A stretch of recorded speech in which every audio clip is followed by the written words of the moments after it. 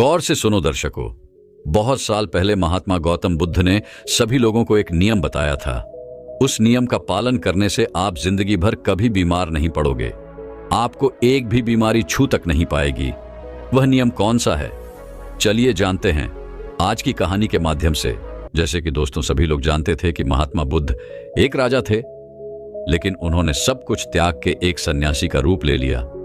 तो इसीलिए उन्हें सब पता है कि हमें क्या खाना चाहिए, हमें कैसी दिनचर्या अपनानी चाहिए। तो दोस्तों, आज हम महात्मा बुद्ध के वो 12 महत्वपूर्ण नियम, यानी कि एक और से कह लो कि आज हम उनके पूरे जीवन को एक साथ जानने वाले हैं। एक बार की बात है, एक राज्य में बियर सिंह नाम का एक राजा था। राजा बहुत ही दयालु, बहुत धनवान और एक न्यायप्रिय राजा था। उनकी 2 रानियां थीं। उनकी दोनों रानियां अति सुंदर थीं। रानियां उस राजा के स्वभाव पर गई थीं। वह रानियां भी बहुत ही धार्मिक प्रवृत्ति की थीं। राजा इतने न्यायप्रिय राजा थे कि उनकी प्रजा कभी दुख के सामना ही नहीं करते थे, क्योंकि राजा ने अपने मंत्रिमंडल में 9 ऐसे मंत्रियों का गठन किया था कि जिनके जिम्मे में हर एक डिपार्टमेंट बांटा गया था। तुम प्रजा का खान पान का ध्यान रखोगे। सबके अलग अलग काम बांटे गए थे। कोई भी अपने काम में लापरवाही करने पर उसे मृत्यु दंड दिया जाएगा। इसलिए उनके समूह में जो उनकी मंत्रिमंडल थी, उसमें जो मंत्री थे वह बहुत ईमानदारी से काम करते थे, और राजा जो है, कभी भी उसे जब न्याय करना होता था, वह किसी के साथ एक पक्षी न्याय नहीं करता था। वह दोनों पक्ष के एक एक पॉइंट को समझते थे। दोनों के विषयों पर, मुद्दों पर ध्यान देकर वह सही निष्पक्ष फैसले सुनाया करते। इस तरह से अब राजा का एक नियम यह भी था कि हर हफ्ते एक सभा लगेगी। पूरे राज्य के जितने लोगों थे, उनकी एक सभा बुलाई जाती थी कि किसके घर कितने अनाज हो रहा है, किसके घर खाने को नहीं है, उसे अनाज दिया जाता था। सारी प्रजाएं सुखी थीं, और इसी सुखी के वजह से हमेशा जो है, सारी प्रजाएं राजा का गुणगान गाया करती थी। ऐसे ही एक दिन सभा चल रही थी। उसी सभा में एक किसान और उसकी पत्नी आते हैं और कहते हैं, महाराज, आज हमारे पास एक बहुत बड़ी समस्या है। कृपया आप हमें हमारी समस्या का समाधान करें। राजा उस किसान से कहते हैं, क्या बात है, बताइए किसान। किसान बोला, मेरे 2 बेटे हैं। अभी मेरे बेटे की उम्र बहुत कम है। अभी उसकी उम्र ज्यादा से ज्यादा 27 से 28 साल होगी, लेकिन वो देखने में ऐसा लग रहा है कि जैसे उसकी उम्र 60 साल हो। बाल झड़ते जा रहे हैं और उसका पेट निकलते जा रहा है। वह बड़ा आलसी है, कोई काम नहीं करता। हमने अपने हिसाब से इधर उधर दबा कर आया, लेकिन कोई फायदा हुआ नहीं। महाराज कहते हैं, ठीक है, मंत्री को आदेश देते हैं। मंत्री अपने राजवेद से इस किसान के बेटे का इलाज करवाया जाए। जो भी खर्चा होगा वे राज्य कोष से दिया जाए। मंत्री ऐसा ही करते हैं। उन दोनों किसान के बेटों का इलाज राजकोष के खर्च से राजवेद करते हैं। काफी दिन इलाज चलने के बाद फिर वो किसान सभा में उपस्थित होते हैं और कहता है कि महाराज, कोई आराम नहीं हुआ, मेरे बेटा वैसे की वैसे ही है। राजा कहते हैं, ठीक है, हम इस पर विचार करेंगे। इस पर विचार चल ही रहा था कि उसी गांव के 2 लोग और आते हैं। पति और पत्नी रोते हुए आते हैं, और वह भी वही कहते हैं, समस्या बड़ी होती जा रही है। फिर धीरे धीरे सभा चल ही रही थी कि ऐसे ऐसे एक एक करके पूरे गांव के आधे से ज्यादा लोग आए। राजा असमंजस में पड़ गए। उन्होंने तुरंत आपातकालीन सभा बुलाई कि सारे राजवेदों को बुलाया जाए। दूर दूर से राजवेदों को बुलाया जाए और दिखाया जाए कि आखिर ऐसी क्या समस्या है जिसकी वजह से हमारे राज्य के सभी नरयुवक बूढ़े दिखने लगे हैं। इस पर पूरी खोज करें, अनुसंधान करें। राजा का यह सख्त आदेश था कि सारे मंत्रियों ने जल्द से जल्द इस पर कार्रवाई की जाए। पूरे राज्य के छानबीन करके सबके घर का पता लगाया जाए कि इसका क्या कारण है। बाहर से भी वैद्य को बुलाया गया। जितने जितने प्रसिद्ध वैद्य थे, सारे वैद्य को बुलाया गया और फिर एक आपातकालीन बैठक की। उस आपातकालीन बैठक में सारे राजवेदों से विचार विमर्श किया गया। राजा बोले, सभी राजवेदों को 10 दिन का समय है। इस 10 दिन के समय में पूरे राज्य के हर एक घर घर के बीमारी का आप पता लगाइए। ऐसी कौन सी बीमारी है, क्या चीज खाने से यह हो रही है, उसका पता लगाया जाए। जो भी राजवेद इस बीमारी का सही सही सटीक पता लगा लेगा, उस राजवेद को पुरस्कार के रूप में मैं एक राज्य दे दूंगा। अब सारे राजवेद एकदम से जुट गए। अपनी पोथी पथराव किताब लेकर और घर घर जाके रात दिन एक करके पूरा 10 दिन छानबीन चलती रही। फिर 11वें दिन राजसभा लगती है। उस राजसभा में सारे राजवेद और पूरे राज्य के लोग इकट्ठा होते हैं। फिर राजा एक एक करके सारे राजवेद से पूछते हैं। सारे राजवेद अपने अपने विचार रखते हैं। महाराज, हमने तो बहुत छानबीन किया और छानबीन के हिसाब से औषधियां और उपचार भी किए, लेकिन किसी को आराम नहीं मिल रहा है। तभी उसमें एक एक राजवेद होता है जो बहुत बुजुर्ग था। उसकी उम्र लगभग 130 से 135 साल की थी और उसने कहा, हमारा जो अपना निष्कर्ष निकला, हमारा जो अपना अनुभव है, उस अनुभव से हमें यही लगता है कि यहाँ के रहन सहन, यहाँ के खाने में कुछ दिक्कत हो रही है, जिसकी वजह से ये सब हो रहा है। लेकिन हमारे पास इसका सटीक जवाब नहीं है। राजा उस बुजुर्ग राजवेद की बात को सुनकर असमंजस में पड़ जाता है। 130 साल का बुजुर्ग बता रहा है तो इसका समाधान क्या होगा? कुछ देर बाद वह राजा कहता है राजवेद, अब इसका समाधान आप ही बताएंगे, क्योंकि हम आज 1 महीने से इसके कारण खुद बहुत ज्यादा चिंतित हैं। हमारी प्रजा परेशान होती जा रही है और हम भी देख रहे हैं। हम भी इसी सोच में परेशान होते जा रहे हैं। मेरे भी बाल झड़ने शुरू हो गए हैं। हमारे परिवार में महारानी, राजकुमार या जो भी है, हमारी प्रजा भी इसी से परेशान है। आखिर समाधान तो बताइए। फिर वह राजवेद हाथ जोड़कर खड़े होते हैं और राजा से कहते हैं, राजा, हमें क्षमा करिए, लेकिन हमारे पास एक उपाय जरूर है। इस समस्या का सारा समाधान एक ही आदमी के पास है। अगर उस आदमी को ढूंढ के लाया जाए तो आपकी राज्य के सारी समस्या खत्म हो जाएगी, सारी बीमारियां खत्म हो जाएंगी। उनके अलावा इसका समाधान किसी के पास नहीं है। महाराज कहते हैं, राजवेद जल्दी बताइए, इस शुभ काम में देरी मत करिए। मुझे जल्दी उस महापुरुष, उस ज्ञानी का नाम बताइए। हम उन्हें अपने राज्य में आमंत्रित करेंगे। वह राजवेद कहता है, क्षमा करें महाराज, हमें उनका पता नहीं है कि वह कहाँ रहते हैं, लेकिन उनका किसी राज्य में उपदेश चल ही रहा होगा। कृपया आप अपने सैनिकों को सारे राज्य में भेज करके पता लगाइए कि महात्मा बुद्ध किस राज्य में है, कहां पर वह उपदेश दे रहे हैं। केवल उन्हीं के पास इस समस्या का समाधान है और दूसरा किसी के पास इसका समाधान नहीं है। राजा यह बात जैसे ही राजवेद के मुंह से अपने सुनते हैं, वैसे ही अपने 9 मंत्री थे जो सबसे काबिल मंत्री थे, उन्होंने उनको आदेश दिया कि जल्दी से जल्दी महात्मा बुद्ध का पता लगाया जाए और उन्हें आदर सम्मान के साथ अपने राज्य में लाया जाए। यह हमारा सबको आदेश है।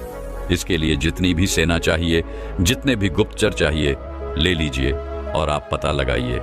इस समय महात्मा गौतम बुद्ध का उपदेश किस राज्य में चल रहा है, वह जरूर आएंगे। उनको हमारा संदेश भेजिए। अगर वह नहीं आते तो आप मुझे बताइएगा, मैं खुद उनके पास चला जाऊंगा। अपनी समस्या का निवारण लेकर सारे मंत्री तुरंत चारों दिशा में फैल जाते हैं और काफी अथक प्रयास करने के बाद, काफी मेहनत करने के बाद महात्मा बुद्ध का काफी दूर राज्य में पता चलता है कि वहां वे उपदेश दे रहे हैं। मंत्री वहां जाता है और महात्मा बुद्ध को प्रणाम करता है और कहता है, भगवान, आपको हमारे राजा ने बुलाया है। हमारे राज्य में बहुत बड़ी बीमारी आ गई है। कृपया आप हमारे साथ चलने की कृपा करें। महात्मा बुद्ध इतने दयालु, हंसमुख, उनका तो बस एक ही उपदेश था कि हमारे पूरे भारतवर्ष स्वस्थ निरोग रहे, किसी के मन में छल कपट ना हो, कभी कोई दुखी ना हो, सभी लोग हंसते रहे। जैसे ही उन्होंने सुना, सैनिक के मुंह से उन्होंने कहा, क्यों नहीं तुरंत चलते हैं। और महात्मा बुद्ध उस मंत्री के साथ मंत्री के राज्य में आने के लिए तैयार होते हैं और उनके साथ जो उनके शिष्य थे वह भी आते हैं। महात्मा बुद्ध का राजा दरबार में स्वागत होता है। उन्हें सादर आमंत्रित किया जाता है, बड़ा स्वागत सम्मान किया जाता है और फिर वह राजा महात्मा बुद्ध से कहते हैं, यह हमारी प्रजा है। आप देख रहे हैं, इतनी विशाल प्रजा है। बड़ी ही हंसमुख प्रजा थी, बड़ी ही सुखी प्रजा थी, लेकिन आज इनके ऊपर बहुत भारी विपत्ति आ गई। जब इनके ऊपर विपत्ति आ गई है तो मान लो हमारे ऊपर भी विपत्ति आ गई है। यह प्रजा नहीं है, ये हमारे परिवार के सदस्य हैं। कृपया आप ही इन सब की समस्याओं का समाधान करें। महात्मा बुद्ध राजा की पहले ही प्रशंसा सुन चुके थे। राजा के सोच और विचार से महात्मा बुद्ध प्रभावित होकर महात्मा बुद्ध मुस्कुराते हैं और राजा से कहते हैं, क्यों नहीं, यह तो कुछ नहीं है, सब ठीक हो जाएगा। यह समस्या सब लोग अपने आप पाले हैं। ऐसी बातें सुनकर राजा मुस्कुराता है। इतनी बड़ी समस्या है और महात्मा बुद्ध कह रहे हैं कोई समस्या नहीं है। तब राजा कहते हैं, ठीक है गुरुवर, जैसे भी हो आप हमारी प्रजा को ठीक कर दे। महात्मा बुद्ध के सामने एक चेला खड़ा था। महात्मा बुद्ध उस चेले की तरफ इशारा करता है। तब चेला कहता है, ठीक है राजा, कल से मैं रोज सुबह 4 बजे आपके राज्य में हमको एक ऐसा खुला स्थान दे दीजिए जहां पर आपके राज्य के सारे लोग एकत्रित हो सकें, जहां खुला वातावरण हो, जहां प्राकृतिक धूप आती हो, जहां प्रकृति की सारी हवाएं आती हो, सुनहरा माहौल हो। वहां पर कल से हमारा 4 बजे से शुरू हो जाएगा लोगों को उपचार देना। लेकिन उससे पहले आप अपने राज्य में एक आदेश लागू कर दीजिए कि सब उस स्थान पर, आपका पूरा राज्य और आप खुद उस स्थान पर सभी लोग उपस्थित रहना। सभी लोग को वहां से कल से ही उपदेश देना शुरू हो जाएगा और यह उपदेश 12 दिन तक चलेगा। 12 दिन एक एक करके उपदेश दिया जाएगा और 12वें दिन आपकी जो प्रजा है वह प्रजा स्वस्थ हो जाएगी। राजा शिष्य के मुंह से यह बात सुनकर बड़े खुश होते हैं। सिर्फ 12 दिन में। राजा कहते हैं, ठीक है, जो वह खर्चा आएगा वो सारे हमारे राज्य कोष से दिया जाएगा। फिर वह शिष्य कहता है, कोई खर्चा नहीं आएगा महाराज, आप निश्चित रहिए। आप सिर्फ और सिर्फ अपने प्रजा में यह सख्त आदेश करवा दीजिए कि जो 4 बजे यहां उठकर नहीं आएगा उसे दंड दिया जाएगा। राजा ने यह आदेश लागू कर दिया और कहा, कल सुबह सबको वहां आना है। राजा ने एक बहुत बढ़िया सा स्थान निर्धारित किया और कहा कि कल पूरी प्रजा उसी स्थान पर आएगी। हम भी आएंगे और वहां पर महात्मा बुद्ध के विचार को सुनेंगे और जैसे महात्मा बुद्ध कहेंगे हम उसके पालन करेंगे और हमारे सारे गुप्तचर सबके घरों पर निगरानी रखेंगे। जो भी उपदेश का पालन नहीं करेगा उसे सभा में दंडित किया जाएगा। ये सारी बातें घोषित करने के बाद पूरी प्रजा महाराज को प्रणाम करती है और कहते हैं, ठीक है महाराज, हम सभी लोग वहां पर उपस्थित होंगे। महात्मा बुद्ध को सभी लोग प्रणाम करके वहां से चले जाते हैं। उस दिन की सभा वहीं पर स्थगित होती है। फिर अगले दिन कल से महात्मा बुद्ध के प्रवचन शुरू होने वाला था। उसमें वह उपदेश देने वाले थे। कल पहला उपदेश था तो वहां पर सबको 4 बजे आना था। महात्मा बुद्ध वहां पर 4 बजे पहुंच जाते हैं और उस राज्य के सारे लोग 4 बजे पहुंच जाते हैं। फिर वहां पर महात्मा बुद्ध पहला उपदेश बताते हैं। वह पूरी राज्य को संबोधित करते हैं और अपने शिष्यों को इशारा करते हैं कि लोगों को बताओ। उनका शिष्य खड़ा होता है अपने स्थान से और कहता है, कल से पूरे राज्य के लोग 4 बजे उठेंगे। सुबह 4 बजे। 4 बजे जो होता है वह ब्रह्म मुहूर्त होता है, इसलिए 4 बजे सबको उठना है। सब उठने के बाद 2 से 3 गिलास गुनगुना पानी करना है और सबको बैठ आलती पालती मारकर बैठना है। जो गुनगुना पानी है वह मिट्टी के बर्तन में पीना है। इसका जो अनुसरण नहीं करेगा वह आराम नहीं पाएगा। महात्मा बुद्ध का यह पहला उपदेश था। इस पहले उपदेश का पालन अवश्य करना और उसके बाद कल दूसरा उपदेश दिया जाएगा। कल इस उपदेश का सब पालन करके आएंगे। सभा वहीं समाप्त होती है। फिर अगले दिन सभी लोग समय से उपस्थित होकर वहां आ जाते हैं। सब लोगों से फिर महात्मा बुद्ध के शिष्य पूछता है, क्या हुआ, कितने लोग पालन किए? सब लोगों ने हाथ उठाया और सभी ने कहा कि हमने इसका पालन किया और आज हमें बहुत आराम मिला। हमारा पेट एकदम सही से साफ हुआ, शरीर एकदम हल्का फुल्का लग रहा है, एकदम हम स्वस्थ लग रहे हैं। फिर महात्मा बुद्ध शिष्य से कहते हैं, अब दूसरा उपदेश सबको टहलने चलना है। यानी कि आज के जमाने में कहे तो सबको मॉर्निंग वॉक करना है। अपने अपने उम्र के हिसाब से सबको चलना है। और चलना कितना है? 2 से 3 किलोमीटर। सबको 2 से 3 किलोमीटर चलना है। उसमें जो बच्चे हैं, नौजवान हैं, वो दौड़ेंगे और जो सामान्य लोग हैं जो 40 से 50 की उम्र के हैं वह तेज चलेंगे।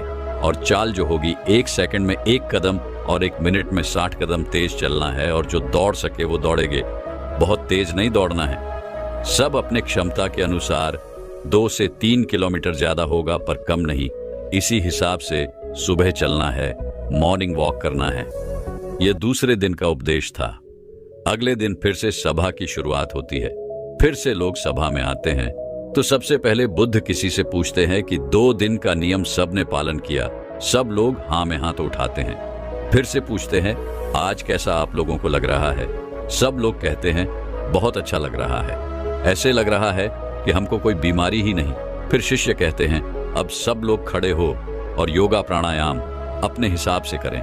योगा प्राणायाम में 2 योगा प्राणायाम जरूर शामिल होगा, एक कपालभाति, दूसरा अनुलोम विलोम। सारे शिष्यों ने कपालभाति और अनुलोम विलोम की विधि सभी को बता दिया। अनुलोम विलोम कैसे की जाती है, कपालभाति कैसे की जाती है, सूर्य प्राणायाम कैसे किया जाता है।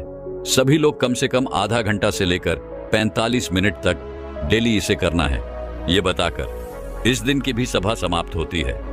अगले दिन फिर सवाल शुरू होती है और उस सभा में सारे लोग उपस्थित होते हैं। सारे लोग उपस्थित होने के बाद सबसे दिनचर्या पूछी जाती है, किसने कितना अनुसरण किया। सबने कहा, अब तो हमको ऐसे लग रहा है कि अब हमको कोई बीमारी ही नहीं है, हमें किसी से खुद को जगाना नहीं पड़ता, मेरी 4 बजे अपने आप आखिर खुल जाती है। यह सुनकर महाराज बड़े खुश हुए। इतना बड़ा चमत्कार, बिना कोई पैसे की हमारी प्रजा ठीक हो रही है। महाराज तुरंत खुश होकर फिर महात्मा बुद्ध को प्रणाम करते हैं और बुद्ध से कहते हैं कि आप हमारे ही राज्य में रहिएगा, जाइएगा नहीं। भगवान महात्मा बुद्ध मुस्कुराते हैं, क्योंकि उनका तो काम ही है हमेशा हंसते रहना, क्योंकि वह चिंता नहीं करते। फिर वह कहते हैं, अब सबका योगा प्राणायाम सब कुछ हो जाने के बाद अब सब लोगों को अगला काम जो करना है वह है 300 ग्राम सेब खाना है। इससे और ज्यादा खा सकते हैं, लेकिन कम नहीं सेब खाना। इसका कि सब लोग जो भी अपना अपना काम है वह काम करने लग जाना। उस दिन का भी ज्ञान समाप्त हुआ, सभा विसर्जित हुई। फिर अगले दिन सभी लोग आते हैं। फिर सबसे पूछा जाता है किसको कितना आराम हुआ। सभी लोग कहते हैं कि हम तो पूर्ण रूप से एकदम ठीक हो गए। फिर वे शिष्य यह कहता है, नहीं, अभी तो आधी बाकी है, अभी तो आधा नियम और करना है। जब आप पूरे नियम का अनुसरण कर लोगे तो आपको कोई बीमारी नहीं आएगी। बुढ़ापा तो छूमंतर हो जाएगी, बुढ़ापा पास नहीं आएगा, मर्दाना ताकत बरकरार रहेगी। हमारे महात्मा बुद्ध की तरह सभी के चेहरे पर चमक बनी रहेगी। फिर कहते हैं कि अगला उपदेश क्या है। अब सब लोग सेब खाए हैं। सेब मान लीजिए सब ने खा लिया है 7 से 8 बजे तक। उसके 2 से ढाई घंटे बाद सबको अपने फुल डाइट लेनी है। सबको फुल खाना खाना है। खाने में क्या क्या खाना है? सबको रोटी खाना है, मल्टीग्रेन रोटी, मिक्स रोटी। वह कहता है उसमें गेहूं नहीं होगा, गेहूं अच्छा चीज नहीं है। सावा, जो बाजरा, रागी, मक्के और एक चना, इन 5 चीजों को सबको रोटी बनाना है और सबकी थाल में इसकी रोटी होगी। एक कटोरी दाल होगी और उसमें देसी घी गाय का डाला हुआ, और 1 कटोरी मिक्स सब्जी या साग होगा। सीजन के हिसाब से जो सीजन वाली सब्जी होती है वही खाना है, बिना सीजन वाली सब्जी नहीं खानी है। बिना सीजन वाली सब्जी बचा कर रखी हुई होती है, वह नुकसान पहुंचाती है। ये सारी चीजें खाने के बाद उसके आधे घंटे के बाद उसमें 1 कटोरी 200 ग्राम सबको दही खाना है। ग्राम दही में गुड़ डाल के जाना। जब आपका खाना खाने के आधे घंटे के बाद दही में गुड़ डाल के खाओगे तो आपका खाना आसानी से पच जाएगा, क्योंकि दही में लैक्टोबैसिल एसिड पाया जाता है जो हमारे खाने को पचाता है, हमारे लिवर को मजबूत बनाता है। इतना जो खाएगा उसकी सारी बीमारियां खत्म हो जाएंगी। अब यह आज का उपदेश हो गया, कल सब इसको अनुसरण करके आना। तब सब लोग खुशी खुशी अपने घर जाते हैं। जैसे वह प्रदेश में बताया गया सब लोग उसका पालन करते हैं। सब फिर अगले दिन वही आते हैं। सारे लोग सभा में उपस्थित होते हैं। सबसे पूछा जाता है किसको कितना आराम है। सारे लोग कहते हैं, अहो भगवान, हमको तो कुछ बीमारी ही नहीं है, हम तो पूर्ण रूप से ठीक हो गए। हमको तो लगता ही नहीं कि हम कभी बीमार हुए थे महाराज, और खुश हो गए। राजा कहते हैं, वाह, ये तो खाने से ही सब लोग ठीक हो गए, खाने से सबकी बीमारियां ठीक हो गई। धीरे धीरे ऐसे देखने में लग रहा है कि सबका मोटापा भी अपने आप चले जाएगा। तब वह शिष्य कहता है, रुकिए, अभी तो और कुछ बाकी है, आगे की ओर सुनिए। शिष्य सबसे पहले यह बताता है कि आप लोग यह भी ध्यान रखना, खाना और पानी दोनों एक साथ नहीं करना है। कहने का तात्पर्य है, अगर हम पानी पी रहे हैं, कोई भी तरल पदार्थ ले रहे हैं, तो हम उसको खाने से 1 घंटे पहले या खाने के 1 घंटे बाद ही लेंगे। खाते समय 1 घूंट पानी नहीं पीना है, और ना ही खाने के बाद हमें तुरंत पानी पीना है। खाना खाने के 1 या 1.5 घंटे बाद ही हमें पानी पीना है। इस बात को ध्यान में रखें। अब शिष्य बताते हैं शाम को क्या नाश्ता लेना है। जैसे सब लोग 10 से 11 बजे खाना खा लिया, अब सबको भूख लग जाएगी, तो 4 बजे 5 बजे क्या लेना है? 4 से 5 बजे सबको एक प्लेट सलाद लेना है और सलाद सबके वजन के हिसाब से होगा। अगर किसी का 50 किलो वजन है तो उसका 5% यानी 250 ग्राम, अगर किसी का 60 किलो है तो 300 ग्राम, किसी का 70 किलो वजन है तो 350 ग्राम, किसी का 80 किलो वजन है तो 400 ग्राम सलाद लेना है। उस सलाद में क्या क्या होगा? सलाद में होगा गाजर, चुकंदर, मूली, टमाटर और उसमें एक टुकड़ा होगा अदरक का। 3 से 4 लहसुन की कलियां होंगी और उसको स्वाद के लिए आपको छिड़कना है तो उसमें आप काला नमक डाल सकते हैं और भुना हुआ जीरा भी डाल सकते हैं। सलाद लेने के पहले कुछ खाना पीना नहीं है, जैसे पहले ही बता दिया है। इसका अनुसरण करें और अगले दिन आए। अब उस दिन की सभा समाप्त होती है। सब लोग अपने घर जाते हैं और जैसे तैसे वह नियम बताए गए थे सब लोग उनका पालन करते हैं। फिर जब वह अगले दिन सभा में आता है तो उनसे पूछा जाता है, आप लोगों को कैसे लग रहा है? आपका शरीर कैसे लग रहा है? सब लोगों के चेहरे पर मुस्कान और सबका चेहरा जैसे एक तेज की तरह चमक रहा था। ऐसे लग रहा था कि मानो इनकी ढलती उम्र थम सी गई है, इतना एहसास हो रहा था। राजा भी बड़े खुश होते हैं। प्रजा ने खुशी खुशी से सब उत्तर दे दिए। फिर वह राजा महात्मा बुद्ध के चरणों में जाकर प्रणाम करते हैं। वह कहते हैं, धन्य है भगवान, आपने तो सबको खाने से ठीक कर दिया। तो बुद्ध कहते हैं, महाराज रुकिए, अभी तो सारे उपदेश बाकी है। अभी जब मैं पूरा उपदेश बता दूंगा तो हमारे भगवान की तरह कोई बीमारी नहीं होगा, कभी किसी को बुढ़ापा ही नहीं आएगा। राजा कहते हैं, जल्दी बताइए गुरुवर, जल्दी बताइए, हमसे सारी चीजें सुनने की बड़ी इच्छा है। मन में भी मैं अपने आप को ऐसा महसूस कर रहा हूं कि जैसे मुझे कोई बीमारी नहीं है। मैं अभी 16 साल का हूं। शिष्य बताते हैं, अब रात को क्या करना है? सबका खाना जो रात का है, सूर्य डूबने से पहले सब लोग खाना खा लेना है, क्योंकि जब सूर्य ढलने लगता है हमारे पेट पर जब सूर्य की रोशनी पड़ती है, हमारा जो जठराग्नि है, हमारा अग्नाश है, वह ज्यादा काम नहीं करता है। जब धीरे धीरे सूर्य की रोशनी झड़ने लगती है, कम होने लगता है, तो जठराग्नि काम करना बंद कर देती है। इसीलिए आर्षि मुनि लोग सूर्य डूबने से 1 घंटे पहले खाना खा लेते थे। तो इसके 2 फायदे हैं। जब आप सूर्य डूबने के पहले खाना खा लेंगे तो आपका सारा खाना पच जाएगा, और जब आप सोने जाएंगे तो 3 से 4 घंटे में आपका खाना पूर्ण रूप से अच्छी तरह से पच जाएगा। इसका फायदा क्या होता है? नींद बढ़िया आएगी। अगर आप लेट खाना खाते हैं, अपने जीवन को बिगाड़ लेते हैं, तो उसमें क्या होता है? आपको जल्दी नींद नहीं आएगी, आपके पेट में अच्छे से खाना डाइजेस्ट नहीं होगी, बचेगा नहीं। इससे आपको गैस, एसिडिटी बनेगी। इसलिए आपको सूर्योदय से 1 घंटे पहले रात की खाना खा लेना है। और खाने में क्या क्या लेना है? वही मल्टीग्रेन रोटी और साग की सब्जी सीजन के हिसाब से, बस 2 चीजें हैं। और खाना कितना खाना है? नाम मात्र, यानी कि हल्का खाना खाना है, जिससे लगे कि आपने खाना नहीं खाया है। फिर उसके 1 घंटे के बाद आपको 1 ग्लास दूध पीना है। उसमें 3 ग्राम हल्दी डाल देना है। हल्दी शुद्ध घी की होनी चाहिए, बाजार की नहीं। दूध उबालकर ठंडा हो जाए फिर आपको पीना है। हल्दी वाला दूध आपकी सारी बीमारियों को नष्ट कर देगा। यह इतना शक्तिशाली होता है। सब इसका पालन करेंगे और उसको फॉलो करने के बाद दूध पीने के तुरंत बाद सोने नहीं चला जाना है। दूध पी के 1-2 घंटे के बाद सोने चला जाना है। और आपको रात्रि के 10 बजे तक में सोने चला जाना है। जब आप 10 बजे सो जाएंगे आपको गहरी नींद आएगी, आपके सारे खाने डाइजेस्ट हो जाएंगे। जब आपको अच्छी नींद आएगी तो 4 बजे सुबह अपने आप आपकी आंखें खुल जाएंगी। आपको कोई टेंशन नहीं रहेगा, कोई बीमारी नहीं लगेगी। आखिरी में शिष्य कहता है, ध्यान से सुनिएगा, सबको वर्तमान में जीना है, सबको बच्चे की जिंदगी जीना है। जैसे जो छोटे बच्चे होता है उन्हें कोई टेंशन नहीं होता है। मेरे मम्मी का पड़ोसी से झगड़ा हो रहा है, पर पड़ोसी का पापा से झगड़ा हो रहा है। उसे कोई मतलब नहीं मेरे घर में खाना है या नहीं है। उस छोटे बच्चे को जो खाना मिल जाता है वह उसे खाकर अपने आप खेलता रहता है, सिर्फ उसका पेट भरा रहे। अगर उसका पेट भरा हुआ है उसे कोई मतलब नहीं। इसीलिए आप सभी अपना वर्तमान में जिए, भूत भविष्य का चिंता मत करिए। आज हमारे साथ जो है उसमें खुश रहिए। भविष्य में क्या होगा, भूत में क्या बीत गया, उसकी चिंता मत करिए।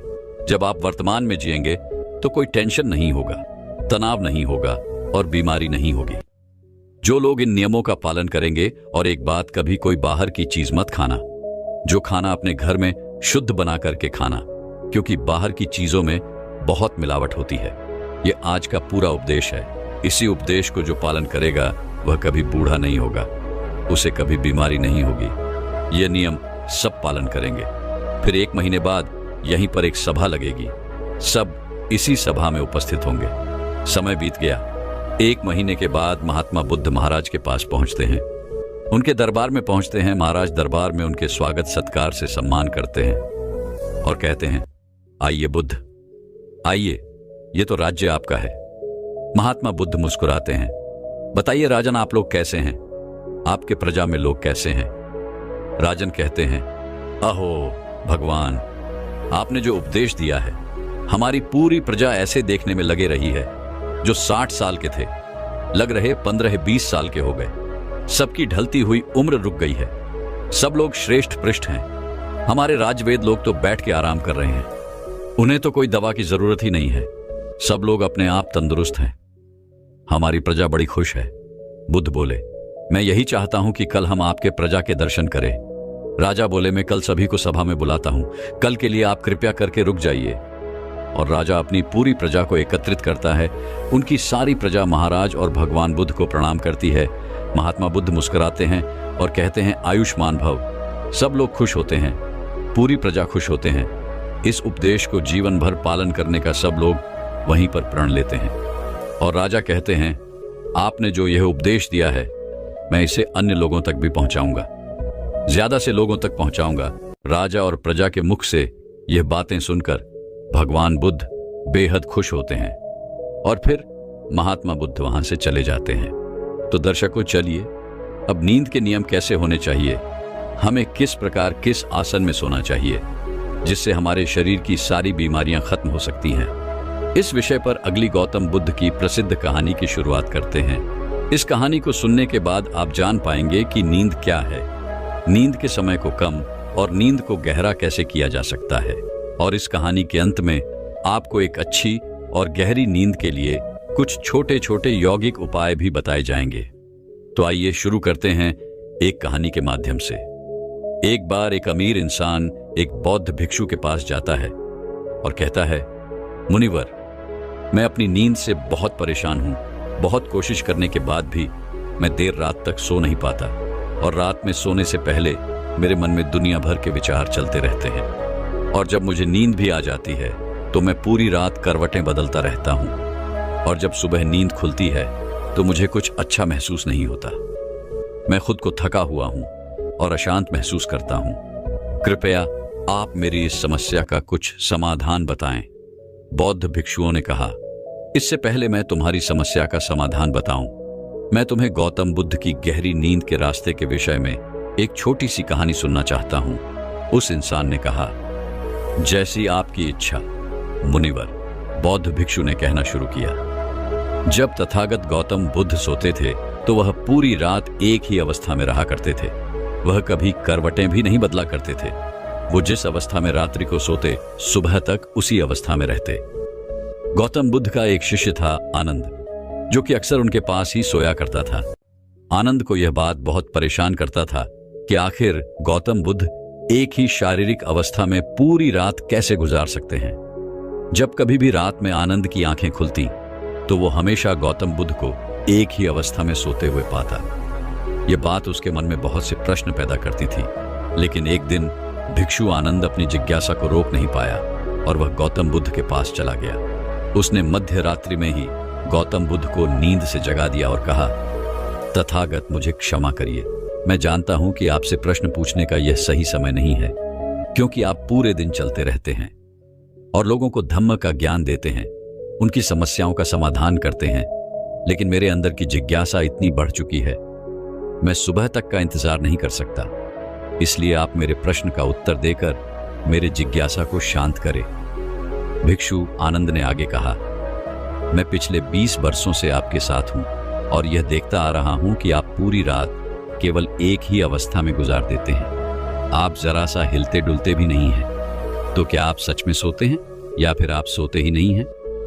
गौतम बुद्ध आनंद की तरफ देखकर मुस्कुराए और कहा, मैंने अपने लिए सोने की सही अवस्था ढूंढ ली है। अब सोते समय मुझे हिलने की आवश्यकता नहीं है। मैं नींद की अवस्था में भी जागृति रहता हूं, जबकि मेरा शरीर सो जाता है, लेकिन मैं जागृत रहता हूं। प्रश्न ये नहीं है कि नींद की अवस्था में शरीर हिलता है कि नहीं। शरीर क्यों ऐसी अवस्था में रह नहीं पाता? असली कारण तो मन है। असली कारण तो यह मन ही है जो कि शांत और स्थिर नहीं रह पाता। और यही कारण है कि नींद की अवस्था में भी हम अपने शरीर को हिलाते रहते हैं। लेकिन मैं इन सब चीजों से परे आ चुका हूं। अब मेरे अंदर मन जैसा कुछ बचा ही नहीं। जब मैं सोने जाता हूं तो मेरा शरीर बस एक मृत शरीर की भांति हो जाता है। मन जैसा कुछ बचता ही नहीं है। आनंद, क्या तुमने कभी किसी मृत शरीर को अपनी अवस्था बदलते हुए देखा है? यह तो केवल हमारा मन ही है जो कि हमारी गहरी नींद की अवस्था में भी यह सब काम करवाता है। एक बार मन स्थिर हो जाए, मन शांत हो जाए, तब तुम्हारा शरीर गहरी नींद में चला जाएगा, लेकिन तुम भीतर से जागृत होंगे। भीतर से तुम सब कुछ अनुभव कर पाओगे। सोने के बाद भी तुम्हारी जागरूकता एक छोटे से जलते हुए दीपक की तरह लगातार प्रचलित रहेगी। कहानी खत्म करने के बाद बौद्ध भिक्षु ने उस अमीर इंसान से कहा, एक जागृत इंसान न कि केवल अपने शरीर को पूरी जागरूकता के साथ देखेगा, बल्कि वह अपने मन को भी पूरी जागरूकता के साथ देखता रहता है। एक जागृत आदमी सामान्य आदमी की तरह नहीं सोती। जब सामान्य आदमी सोता है तो वह अचेतन हो जाता है। उसे अपने आसपास का भी पता नहीं होता, इसीलिए तो वह अपने सपनों का भी चुनाव नहीं कर पाता। लेकिन जब एक बुद्धिमान व्यक्ति सोता है तो वह जागरूक होता है। जैसे सुबह आंखें खुली होती हैं, वैसे ही बुद्धिमान व्यक्ति के नींद में भी होती है। इसीलिए ऐसा कहा जाता है कि वह व्यक्ति कभी सोती नहीं है। जब एक आम इंसान सोने जाता है तो उसे नहीं पता चलता कि वो कब सो जाता है। लेकिन यदि तुम जागने और सोने के बीच के उस छोटे से पल में, जब हम सोने के एकदम करीब होते हैं, जागृत रह पाए तो कुछ अद्भुत घटित होगा जो तुम्हें जागरूकता की ओर करीब लाता जाएगा। यह सुन उस इंसान ने कहा, गुरुवर, पर मुझे इतनी गहरी आध्यात्मिक की बातें समझ नहीं आती। कृपया आप मुझे आसान शब्दों में समझाएं ताकि मुझे आसानी से गहरी नींद आ जाए। बौद्ध भिक्षु ने कहा, देर रात तक जागने और आसानी से गहरी नींद ना आने के 5 प्रमुख कारण हैं। पहला कारण है बिस्तर पर सोने के अलावा भी अन्य काम करना। जैसे कि बहुत से लोगों की आदत होती है कि वो बिस्तर पर ही खाना खा लेते हैं, बिस्तर पर ही पढ़ाई करने बैठ जाते हैं, और ऐसे ही बहुत से कामों वो अपने सोने के कक्ष में ही करते हैं। सोने का कक्ष का अर्थ ही होता है सोने की जगह, लेकिन लोग इसे अन्य कामों के लिए भी प्रयोग करते हैं, जिससे हमारे मस्तिष्क में सोने के कक्ष का एक निश्चित अर्थ नहीं रह जाता। इसीलिए फिर जब हम बिस्तर में सोने जाते हैं तो हमारा मन पूर्ण रूप से इस बात को स्वीकार नहीं कर पाता कि अब हमें सोना है, क्योंकि आपने उसी जगह पर अन्य कामों को करने की आदत डाल दी है। दोस्तों, अगर आज के समय के अनुसार बात करें तो हम फोन भी बिस्तर पर लेटकर ही चलाते हैं, ऑफिस का काम भी बिस्तर पर ही करते हैं। चाहे मूवी देखना हो, खाना खाना हो, वीडियो गेम खेलना हो या गप्पे मारना हो, आजकल लोग अपना अधिकतर समय बिस्तर पर यूं ही लेटे लेटे गुजार देते हैं, जिसकी वजह से हमारे मन में बिस्तर अब सिर्फ एक सोने की जगह नहीं रही। और यह एक बड़ा कारण है कि जब हम बिस्तर में सोने जाते हैं हमें घंटों तक नींद नहीं आती। बौद्ध भिक्षु ने आगे कहा, बौद्ध आसनों में एक भिक्षु सुबह सोकर उठते ही अपने बिस्तर का त्याग कर देता है और फिर वो दोबारा रात में सोने के वक्त ही बिस्तर पर वापस जाता है, जिससे उसके मस्तिष्क को पता है कि बिस्तर में आने का अर्थ है गहरी निद्रा में जाना। गहरी और आरामदायक नींद न आने का दूसरा कारण है सोने के एक निश्चित समय का निर्धारित न होना। बौद्ध भिक्षु ने कहा, अगर तुम सुबह जल्दी और पूरी नींद लेकर उठना चाहते हो तो तुम्हें रात को जल्दी और एक निश्चित समय पर सोने की आदत डालनी होगी। बौद्ध आश्रमों में रहने वाले भिक्षु हमेशा ही एक निश्चित समय पर सोने से कुछ घंटे पहले हल्का और आसानी से पचने वाला भोजन ग्रहण करते हैं और रोज रात एक निश्चित समय पर सोने चले जाते हैं। तो इस तरीके से वो एक निश्चित दिनचर्या का पालन करते हैं। दोस्तों, अगर हम अपनी आज की लाइफस्टाइल की बात करें तो अधिकतर लोगों का ना तो सोने का समय फिक्स है और ना ही उठने का, और ना ही वो इस बात का ध्यान रखते कि रात का खाना हल्का और जरूरत से थोड़ा कम होना चाहिए, बल्कि उनका तो मेन खाना ही रात को होता है। वीकेंड के दिन वह देर रात तक जागते हैं क्योंकि अगले दिन कोई काम नहीं है। अगर रात में मूवी देखनी शुरू कर दी तो चाहे कितनी ही रात हो जाए, मूवी पूरी करने के बाद ही सोने जाएंगे। समय और जीवन में कोई सामंजस्य और नियंत्रण ही नहीं है। और फिर यही वो लोग हैं जो अगले दिन अधूरी नींद के साथ उठते हैं और पूरे दिन अशांत और थका हुआ महसूस करते हैं। यौगिक संस्कृति में नींद को एक चमत्कारी दुनिया कहा जाता है। अगर आप नींद को समझ गए तो आप नींद में अपने अंदर बहुत कुछ बना भी सकते हैं, और अगर नहीं समझे तो बिगाड़ भी सकते हैं। बौद्ध भिक्षु ने आगे कहा, गहरी नींद ना आने और सुबह उठने पर अच्छा महसूस न करने को। तीसरा कारण है सोने से पहले नकारात्मक विचारों के बारे में सोचना। आप जैसे विचारों के बारे में सोचते ही सोते हैं, सुबह आंख खुलते ही आपके मन में सर्वप्रथम वैसे ही विचार आते हैं। इसलिए जब आप नकारात्मक विचारों के साथ सोते हैं तो सुबह आप उन्हीं के साथ उठते भी हैं।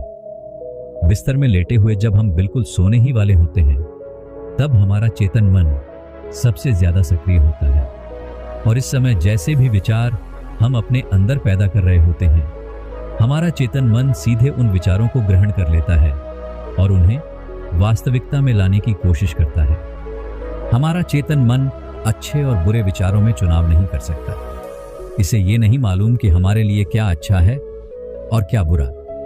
ये तो बस प्राप्त सूचनाओं पर करना शुरू कर देता है। इसीलिए हमें सोते वक्त अपनी समस्याओं और नकारात्मक विचारों के बारे में सोचने की बजाय उन अच्छी चीजों और कामों के बारे में सोचना चाहिए जिन्हें हम अपनी जिंदगी में पाना चाहते हैं। हमेशा ही रात में सोने से पहले और सुबह उठने के बाद उन चीजों के बारे में विचार करें जो आपकी जिंदगी में एक सकारात्मक बदलाव ला सकती हैं। अच्छी और गहरी नींद ना आने का चौथा कारण है गलत तरीके से सोना। बौद्ध भिक्षु ने कहा, तुमने सुना होगा कि भारत में अक्सर कहा जाता है कि उत्तर दिशा की तरफ सिर करके मत सोना। ऐसा इसलिए होता है क्योंकि जब हम उत्तर की तरफ सिर करके सोते हैं तो पृथ्वी के चुंबकीय खिंचाव की वजह से हमारे शरीर का बहुत सरल मस्तिष्क की तरफ जाने का प्रयास करता है, और मस्तिष्क में पाई जाने वाली नसों का बहुत पतला होने के कारण उनके फटने का खतरा बढ़ जाता है। और अगर कोई इंसान काफी बुजुर्ग और कमजोर है तो उसकी मृत्यु भी हो सकती है। लेकिन आमतौर पर उत्तर की तरफ सिर करके सोने वाले लोग जब सुबह उठते हैं तो वो अपने सिर में एक तनाव सा महसूस करते हैं, और उन्होंने पूरी रात बेचैनी व करवट बदल बदल कर बिताई होती है। दूसरी गलती जो लोग अपने सोने की अवस्था में करते हैं वो है कि वो बस किसी भी तरीके से सो जाते हैं। वो इस बात का ख्याल नहीं रखते कि उनकी हड्डी सीधी है कि नहीं। लोग अक्सर पेट के बल या कैसे भी सो जाते हैं, जबकि हमें कोशिश करनी चाहिए कि या तो हम सीधे सोएं या फिर अपने बाएं तरफ करवट लेकर सोएं। इससे शरीर के अंगों पर अतिरिक्त खिंचाव नहीं पड़ता। सोते वक्त ज्यादा मोटे गद्दे का प्रयोग ना करें क्योंकि इससे आपकी गहरी नींद में रुकावट आती है। ज्यादा मोटे तकिए कभी प्रयोग ना करें क्योंकि इससे आपकी गर्दन ज्यादा मुड़ती है और आपका शरीर तनाव महसूस करता है, और यह आपके गहरी नींद में एक रुकावट का कारण बनता है। देर रात तक नींद न आने और रात भर नींद में बेचैन रहने का पांचवा कारण है बहुत अधिक मात्रा में और देर से बचने वाले पूज्य पदार्थों का सेवन करना। अगर आप रात में भारी और अत्यधिक तेल युक्त पदार्थों का सेवन करते हैं तो इससे हमारी नींद में भी यह रुकावट पड़ती है, क्योंकि इन पदार्थों को पचने में काफी ज्यादा समय और ऊर्जा लगती है। इसलिए अगर आप ऐसे पदार्थों का सेवन करते हैं तो कोशिश करिए कि उन्हें सोने से लगभग 3 से 4 घंटे पहले ही खा लें। उस इंसान ने कहा, मुनिवर, मैं यह तो समझ गया कि गहरी और आरामदायक नींद न आने के क्या कारण है, लेकिन क्या अब आप ऐसे कुछ उपाय बता सकते हैं जिन्हें करने से हमें एक गहरी नींद लेने में सहायता मिले? बौद्ध भिक्षु ने कहा, मैं तुम्हें कुछ ऐसी क्रियाएं बता रहा हूं जिन्हें तुम सोने से पहले या उठने के बाद कर सकते हो, जिससे तुम्हारी नींद तो गहरी होगी ही, साथ ही तुम्हारे जीवन में एक सकारात्मक बदलाव भी आएगा। और यह सारी ही क्रियाएं तुम्हें नहीं करनी है। इसमें से जो भी 2-3 क्रियाएं हैं तुम्हारे लिए उपयुक्त बैठे हुए तुम कर सकते हो। सबसे पहले कोशिश करो कि सोने से पहले हल्के गुनगुने पानी से स्नान कर लूं। स्नान करने से हमारा शरीर जागृत और तनाव मुक्त हो जाता है। तुमने देखा होगा कि जब कोई इंसान स्नान करके आता है तो उसके भीतर से एक सकारात्मक ऊर्जा सी महसूस होती है। वो ज्यादा खुश और तनाव मुक्त रखता है। इसका कारण यह है कि हमारा ज्यादातर शरीर पानी है और पानी हमारे शरीर का एक बुनियादी हिस्सा है। सोने से पहले हो सके तो अपने शयन कक्ष में किसी जैविक तेल और रुई का बना हुआ दीपक जलाएं। इससे आसपास के वातावरण में सकारात्मकता आती है। जब आप बिस्तर में जाएं, तो सोने से पहले ही कुछ मिनटों तक ध्यान करें और हर उस चीज के लिए आभार व्यक्त करें जो आपके पास है, या फिर आप अपने दिन के उन सभी अच्छे कामों के बारे में भी सोच सकते हैं।